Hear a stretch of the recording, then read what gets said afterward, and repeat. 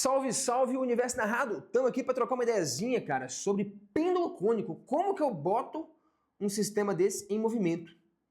Pô, essa pergunta apareceu na plataforma lá, cara, eu achei bem interessante, numa aulinha justamente sobre pêndulo cônico, lá do módulo A10 do Lições de Física, né, sobre resultante centrípeta e tal. E a Esther, cara, mandou uma pergunta interessante. Foi o seguinte, cara, no caso desse pêndulo cônico, de onde vem a sua velocidade tangente? É uma boa pergunta, ou seja, tem a ver com como é que esse sistema entra em movimento. Isso aqui é interessante pra caramba, tá, Esther? Você liga só. Qual que é o lance, cara? Suponha que eu tenha aqui, ó, um certo pêndulozinho, beleza? Que pêndulo é esse? Olha, o cônico é um pêndulo, beleza? Um pêndulozinho qualquer. Aqui, ó. O que é um pêndulo? Você pegou, amarrou uma massinha num fio, prendeu um teto, isso aí é um pêndulo, beleza? Pô, simples esse instrumento, hein? Pois é. Tá aqui, ó. Esse aqui é o pêndulo, cara. Peguei, amarrei a massinha aqui.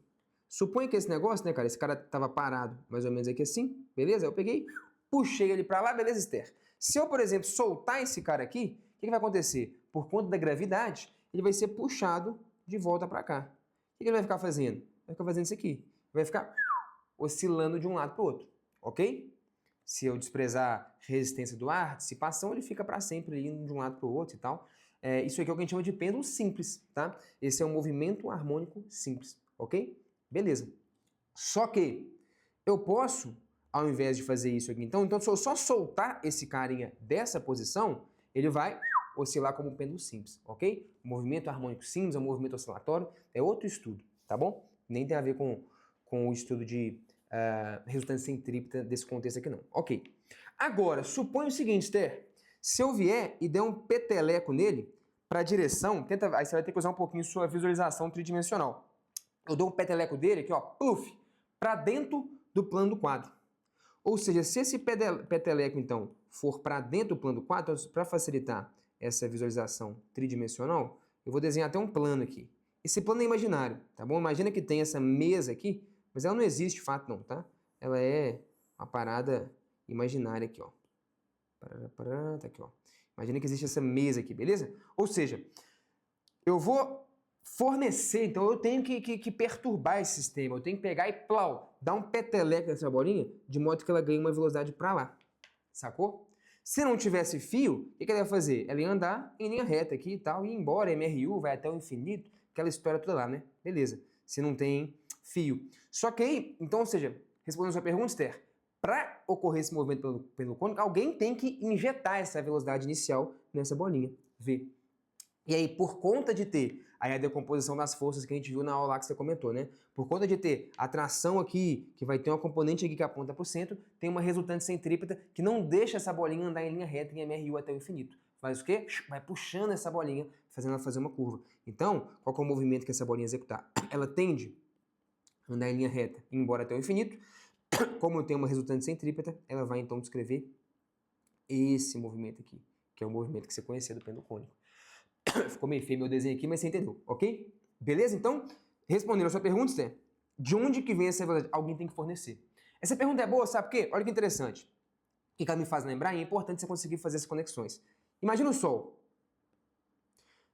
Beleza? E tem a Terra aqui.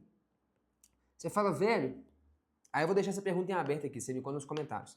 A força de atração entre eles não é gravitacional? Gravidade atrativa? Pô, se é atrativa, irmão, então tá aqui, ó, F, a Terra vai ser atraída em direção ao Sol, estamos todos caminhando para morrer numa colisão contra o Sol, num lugar quente pra cacete, né? Imagina, deve ser um calor danado essa história aí, né?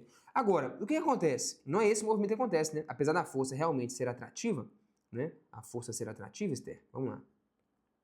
O movimento, ele é orbital, né? O movimento, ele é esse aqui, ó. Por qual razão? Ah, porque a Terra, ela não tá parada. Mais ou menos a mesma história do pêndulo simples. Se eu só pegar e abandonar o planeta Terra aqui, larguei ele ali, bicho. Alguém, Deus foi lá, fez o trem, larga esse trem aí, bicho. Vale nada não. Meu irmão, vai ser atraído, já era para ter morrido lá na colisão com o Sol. Mas, o que acontece? A Terra tem o quê? Uma velocidade inicial. Beleza? Que se não tivesse essa força aqui, o que ela vai fazer? MRU. Um corpo em movimento uniforme em linha reta, permanece em movimento uniforme em linha reta e vai embora até o infinito lá, a menos que uma força se manifeste para alterar seu estado de movimento. Tá aqui então a força que vai se manifestar para quê? Para alterar seu estado de movimento, perpendicular à velocidade, vai fazer o papel de resultante centrípeta. Agora, meu caro espectador, cara Esther, devolvo para você a pergunta. Tal como no pêndulo simples, se eu só soltar aqui, ele fica oscilando de um lado para o outro, beleza? Pêndulo simples é um movimento. Se eu der uma velocidade inicial, é outro movimento, vira um pêndulo cônico. Mesma coisa na Terra. Se eu solto ela, linha reta, colide. Se eu injeto uma velocidade adequada ali, entra em órbita. Pergunta então é, quem foi que deu essa velocidade inicial para a Terra? A mesma pergunta que você me fez, Esther, do pêndulo cônico, estou te devolvendo. Fica a reflexão aí, espero que você tenha conseguido enxergar a conexão entre esses dois problemas. Tamo junto demais, se curtiu essa aulinha aqui, cara, manda aí nos comentários, a gente vai se falando, até a próxima, Sapere Audio.